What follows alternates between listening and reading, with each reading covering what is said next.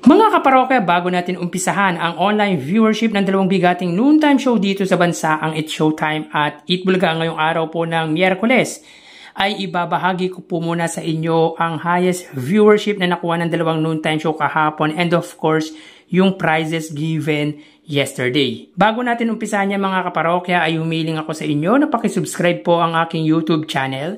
Pakiclick ang bell icon para una kayong ma-notify sa mga bagong video na ilalabas ko. At pakidami nyo na din na i-follow ang aking Facebook page na Mega TV at ang aking TikTok account na Kaparokya TV.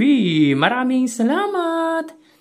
So mga kaparokya, itong ilalabas kong highest views ay base lang po sa naabutan ko. Kung meron pong pagkakamali ay i-comment nyo na lang po mga kaparokya. So unahin po natin ang highest viewership nila kahapon.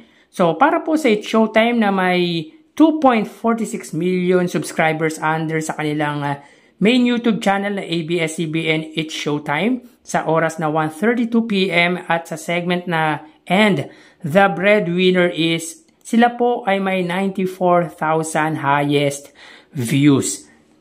Para naman po sa Eat Bulaga, under po sa kanilang main YouTube channel na Eat Bulaga TVJ na may 1.18 million subscribers sa oras na 2:02 PM at sa segment na Gimme 5, sila po ay may 93,000 highest views. So dito mga kaparokya ay umangat ng 1,000 views ang noontime show ng Madlang People.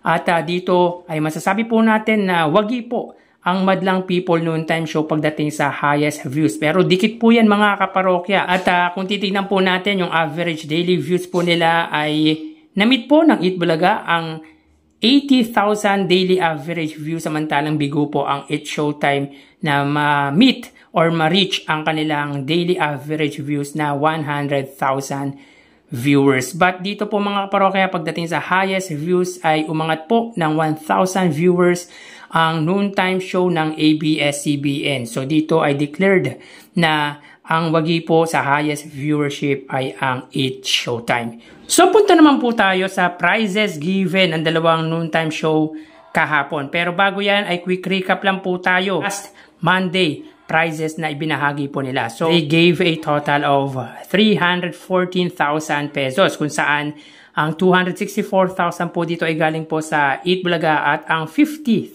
naman po ay sa It's Showtime. So may 214,000 pesos naman po ang pagitan pagdating sa pamimigay ng papremyo nila last Monday. So punta naman po tayo sa araw ng Martes. Kahapon po yun mga kaparokya. So dito makita po natin na ang It's Showtime po ay may 10,000 pesos. But upon watching or checking sa Facebook Live ng It's Showtime, they gave a total of 25,000 pesos. Sa 25,000 pesos po dito mga kaparokya, ang 10,000 po ay galing po sa studio partner ni Miss Rufa Gutierrez. Plus art materials, pampagawa ng bubong ng participant ng nasabing segment at 15,000 naman po sa tawag ng tanghalan with a total of 25,000 pesos. Para naman po sa Eat Bulaga, makikita po natin dito sila po ay may 210,000 pesos kung saan sa 210,000 po dito ay galing po kay Ninong Alan K ang 20,000, 15,000 sa Oh Baby Contest, 5,000 sa Mr. Hot Gulaman, 85,000 sa Sugod Bahay, Mga Kapatid segment, 65,000 sa Gimme 5 at 20,000 naman po sa Bawal Judgmental Ka Ba segment with a total of 210,000 pesos. So ang pagitan po ng kanilang prizes or papremyo na ibinigay kahapon ay 185,000 pesos. Ang combined prizes po nila ay 235,000 pesos. So in today's episode mga kaparokya, they have been given a total of 549,000 pesos. Sa 549,000 pesos mga kaparokya, ang 75,000 po dito ay sa It's Showtime at ang 469,000 naman po ay sa Eat Bulaga. So, ang pagitan po ng papremyo nila in 2 days mga kaparokya ay 474,000 pesos. So, malaki po ang pagitan pagdating sa papremyong ipinamimigay ng dalawang noontime show. So pagdating po sa higher viewership ay angat po ang It's Showtime. At pagdating naman po sa prizes given ay ang Eat Bulaga. So tara ating alamin ang online viewership ng dalawang bigating noontime show. Para sa Eat Bulaga under TVJ Facebook page na may 2.7 million followers at sa It's Showtime naman po na may 18 million followers.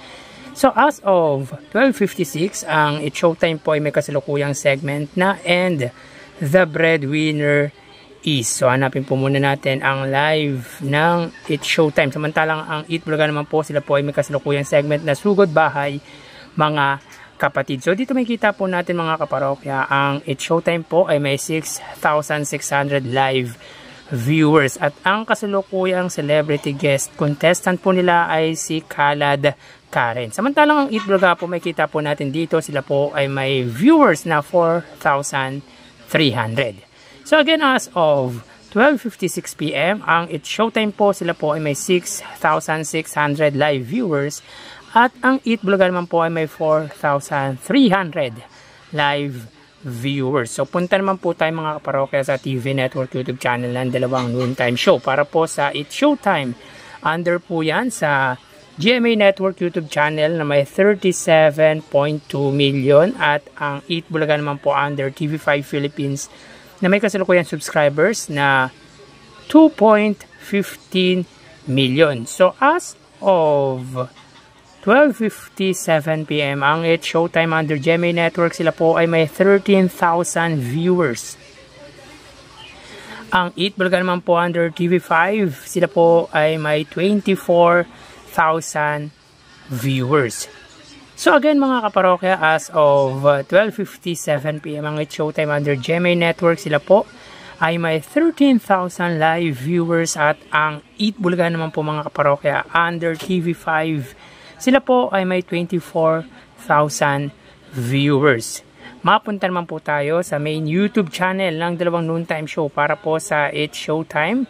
Under po yan sa ABS-CBN It's Showtime na may 2.46 million subscribers at sa Eat Bulaga naman po na may 1.18 million subscribers. So as of 12:58 PM, ang It's Showtime, sila po ay may 71,000 viewers.